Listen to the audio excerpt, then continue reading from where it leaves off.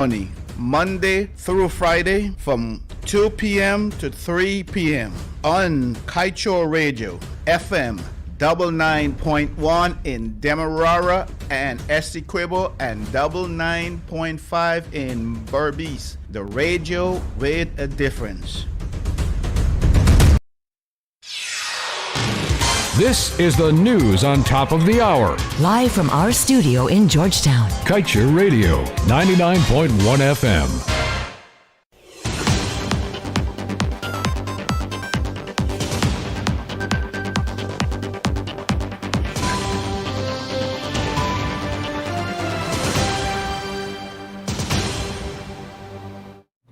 A pleasant good afternoon to you and welcome to your main newscast right here on Kaieteur Radio 99.1 and 99.5 FM. I am Joshua Van Slykeman. In our headlines this afternoon, Guyana to pay for produced water study, ExxonMobil may not use. Ashley Singh instructs GRA to go after businesses charging VAT on exempted items. Nigerian national and local businessman charged with fraud. Linden duo charged for killing Victory Valley farmer, and 4 more persons died from COVID-19. Death toll now at 225. And get the details of these stories and much more when the news returns.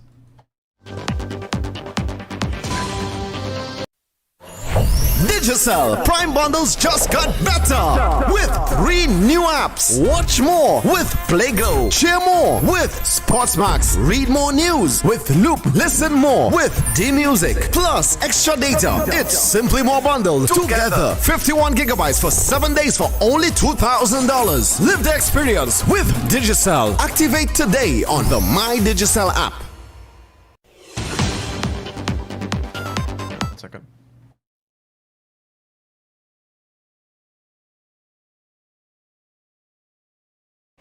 Welcome back. Thank you for joining us. According to the environmental permit that was granted for Payara, ExxonMobil's third development project in the Stabroek block, a study is required to be conducted to investigate and determine the feasibility and implication of re-injecting all of the produced water from the project. International best practices dictate that water that is brought up from the reservoirs during an oil extraction is supposed to be re-injected into separate wells as opposed to being dumped into the ocean. It is important to note that Guyana will also be paid for this study through cost recovery. It should be noted as well that no similar study was done for the Eliza Phase 1 or 2 projects, yet Guyana went full stream ahead with approving the permits for those projects. Businesses operating in Guyana that continue to impose a 40% VAT on commodities and services that were zero rated will be prosecuted, and GRA has since been instructed to go after delinquent businesses. According to Minister with Responsibility for Finance, Dr. Ashley Singh, businesses that continue to flout the laws and attach a 40% VAT to items on which the VAT has been removed or has been reduced will face the full force of the law, as this is illegal. 2 residents of Victory Valley, Linden, has been charged for the death of Victory Valley farmer Samuel D'Souza, which occurred on March 6, 2021. Appeared before Magistrate Wanda Fortune at the Linden Magistrates Court were 26-year-old Turco Duke and 34-year-old Orlando Montu. They were jointly charged for manslaughter. They were not required to plead they were not required to plea and were placed on $400,000 bail each. The matter was adjourned to the 22nd of April. A Nigerian national and a businessman on Wednesday made their first court appearance to answer to a fraud-related charge. The defendant, 29-year-old Nayub and 26-year-old Kevin Smith, appeared before Chief Magistrate Ann McLennan in the Georgetown Magistrates Court. They were not required to plead to the charge, which alleged that between February 1st and March 15th, with the intent to defraud, they conspired with others to obtain $3 million from Danita Bonnet. They were both released on $100,000 station bail.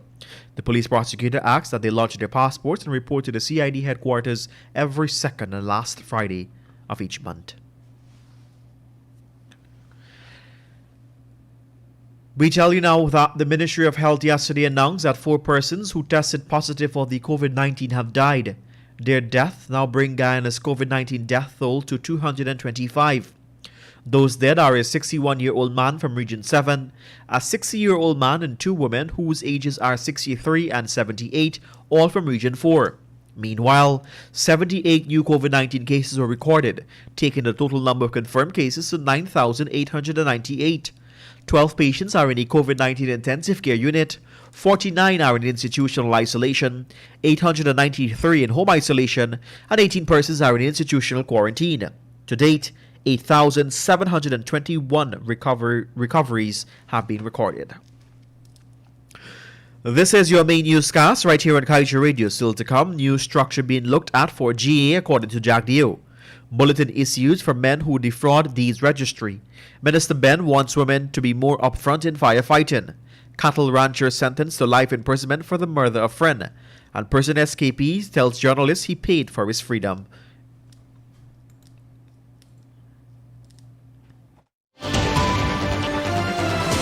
Guyana, please join me on the Glenn Lal Show, 99.1, 99.5, Kaieteur Radio, every Monday, Wednesday and Friday, 7:20 p.m. and a rebroadcast of the next day at 11 a.m. just in case you miss that program.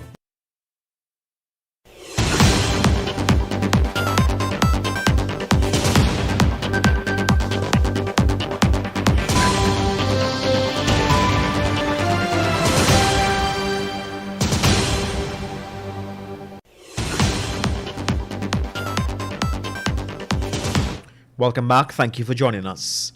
Casting blame on the David Granger-led administration for its failure to implement prudent policy for Guyana's oil sector, Vice President Dr. Bharath Jagdeo announced that plans are in the works to devise a new structure for the Guyana Energy Agency.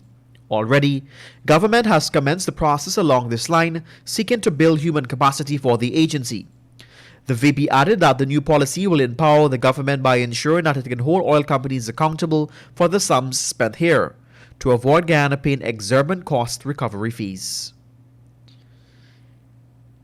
The Guyana Police Force yesterday issued 2 separate wanted bulletins for 2 men who reportedly defrauded the deeds registry. The wanted bulletins were issued for a 45-year-old Alistair Michael Mitchell of Lot NN D. Durban Street, Wortmanville, Georgetown, and the 61-year-old Wazir Mohammed. According to the wanted bulletins, Mitchell and Mohammed committed fraud at the deed registry during 2017.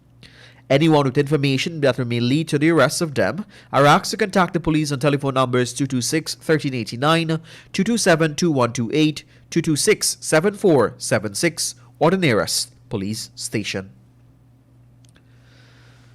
The Ministry of Home Affairs, that should be the Minister of Home Affairs, Robeson Ben, is calling for the Guyana Fire Service to provide a more welcoming environment for persons coming into the service. With this, he wants to see the female rank in the Guyana Fire Service to be more upfront in firefighting and rescuing services. Minister Ben made this disclosure yesterday at the opening of this year's Guyana Fire Service Senior Officers Conference, which is being held under the theme Understanding the Challenges and Working Towards Improving Fire and Rescue Services. Addressing the gathering at the Guyana Police Force Training Center Auditorium, the minister noted that the women in the fire service are mostly sidelined into less active roles. We want them more into jobs. We want them in on every sphere of activity, and I hope one day we will have a female fire chief and that she would have come through a system which would have respected her and allowed her to break through and lead us on, Minister Ben said. Let's tell you now that 51-year-old cattle rancher was yesterday sentenced to life imprisonment for the murder of his friend Munilal Sarju when he made his first appearance via Zoom in the Berbice High Court before Justice Simone Ramlal. Sarju had pleaded not guilty to the murder of Lavina Chandrapal, who was 26 at the time. His body was found buried in a number 68 Backdam, Berbice. Chandrapal, who was a fisherman of Lot 16 number 68 village, was found with his hands bound and chop wounds about his body on August 24, 2016 at the number 68 Backlands, 2 days after he was reported missing. A probation report presented to the court by the probation officer stated that Sarju was born on the 21st of February 1970 and is the youngest of 5 siblings. He lived at number 68 village and is reported to have grown up under difficult financial circumstances. This is your main newscast right here on Kaieteur Radio. More news after the break. Stay with us.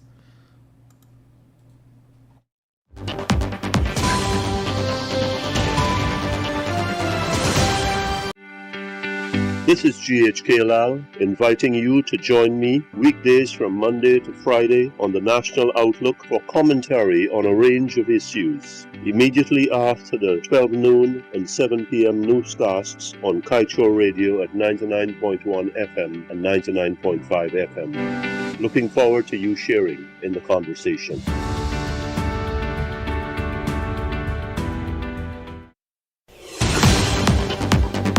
Welcome back. Thank you for joining us.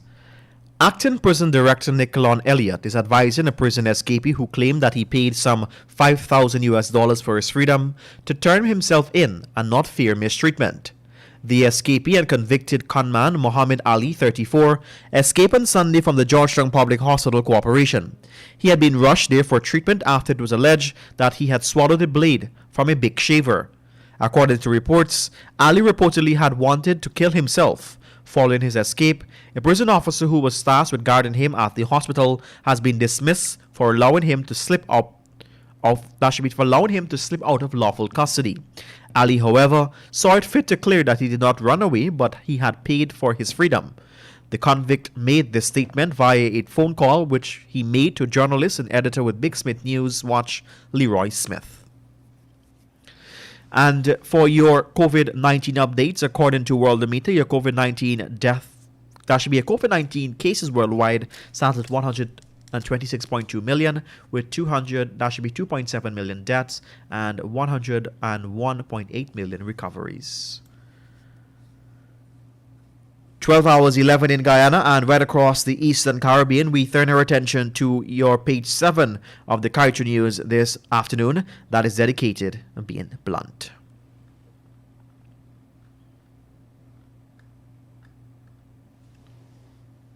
We'll be right back after the break. Stay with us.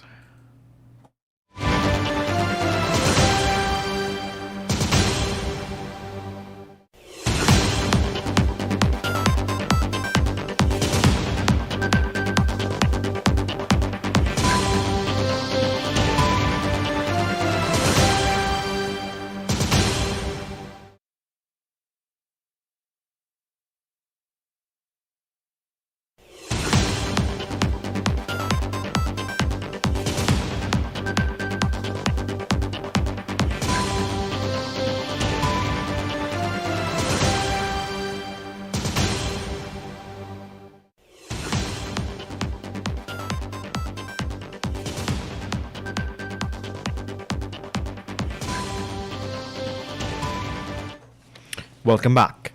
There's a great irony in the Minister of Natural Resources Vikram Bharat observing International Day of Forests yesterday, while ExxonMobil toxic gas flaring is allowed to occur without recourse and counter to the very reason forests are conserved.